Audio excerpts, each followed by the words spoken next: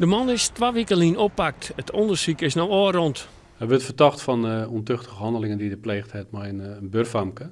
Dat famke die kwam geregeld bij hem over de vlier. En daar is het gebeurd in de wenning. Hoe oud is het famke? Dus zo'n hier en een jonge leeftijd. Het is een aantal keren gebeurd over een periode van een aantal maanden. Nou is het zo dat hij oppasheid wie op de wienwies, op de squallen in Zuiderburen. Ja, is daar ook wat gebeurd?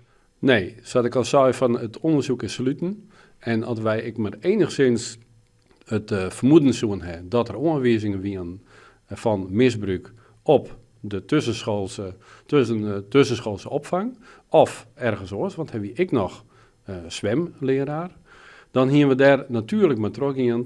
En daar is op geen enkele manier, en dat wil ik benadrukken, op geen enkele manier aanleiding voor. Zo'n hier werken de verdachten als oppasheid tussen de media op OBS de Wienwiezer. Net voor zijn werkjouwer, de Stichting Opvang Friesland, wie het een noffelijke en enthousiaste man. We zijn enorm geschrokken. Maar we zijn heel erg blij dat het incident niet op de opvang heeft plaatsgevonden. En je wilt dat de ouders met vol vertrouwen hun kinderen bij ons achter kunnen laten. En de veiligheid moet gewoon gewaarborgd zijn. Bij de Wienwiezer is het de gewoonte dat mannelijke collega's nooit naar het toilet gaan met de kinderen.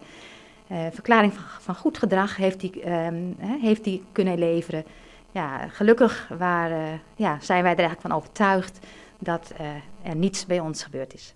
Ook bij zwembad Blomketerp in Frenscher, dat de man al zien in zwemleraar wie, ben ze stom verbaasd.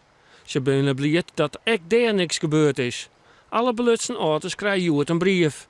Voor waar nog vragen had, is er een speciaal telefoonnummer die op hem stelt.